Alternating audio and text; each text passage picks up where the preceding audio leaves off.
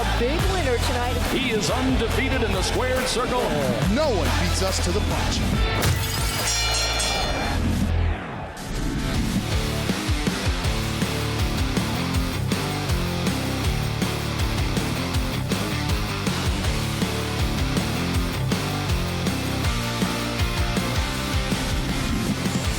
Congrats, Jordan. A tough and grueling fight. Went all the way to the distance, right?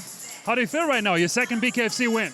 Hey, I came here to win. I got the win, so I feel like I conquered the mountain. You know what I'm saying? What was the key to victory tonight?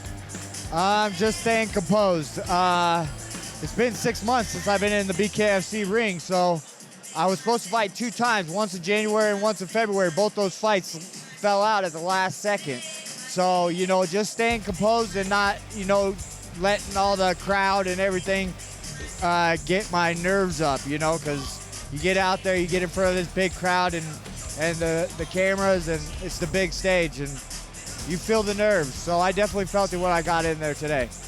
Did it take you a little bit to calm down and to find your rhythm tonight? Oh, I noticed when I was swinging, I swung some big punches, holding my breath. So, yeah, it did take me a minute.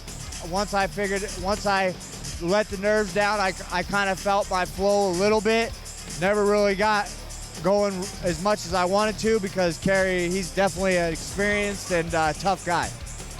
You could tell, Kerry, he has so many fights, right? A real combat sports veteran, but you have more bare knuckle experience. Did that play in your favor? Yeah, 50 fights in MMA, but yeah, this is a different game. People don't know that. You know, you gotta hit and not get hit. So, I mean, one hit makes a difference. As soon as I got hit and I got cut, I thought, man, I got to finish this fight. I might get stopped. So I started pushing the face. Luckily, when I got back to the next round, the doctor said I could keep fighting, but I didn't know, you know, so I pushed the pace after I first got cut quite a bit on the 4th round.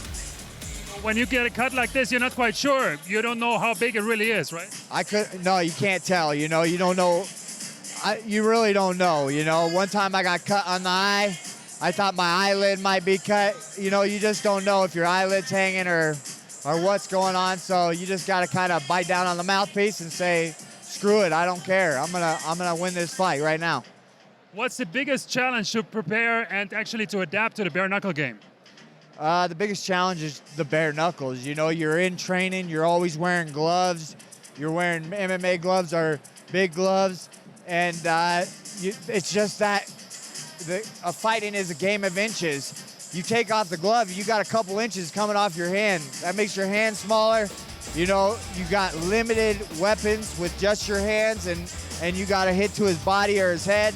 It's a lot different than people think, you know. It's not easy to grab onto someone either and clinch them up because, you know, they're grabbing you too. So when you punch somebody, what's the power percentage that you use? Because I guess if you use 100% of your power, you break your hands, right? So you got to adapt a little bit to the bare knuckle game, right? Hey, I mean, I know people say that, but there ain't no time to think about, oh, let me punch light, let me punch hard. You know, the biggest thing you're thinking about is don't fall down when you punch, you know? You got to keep your balance, you know? I don't think about how hard I'm punching, whether my hand's going to break. If my hand hurts, then I keep hitting them with my hand. You know, it doesn't matter, so. You've been pretty active recently. You just fought over 2 months ago. So how important is it for you to stay active? It's very important. I'm a fighter, and I'm training every day. I quit my job, fight full time. I train out of Extreme Couture, Las Vegas, and I'm thankful for all those guys helping me out.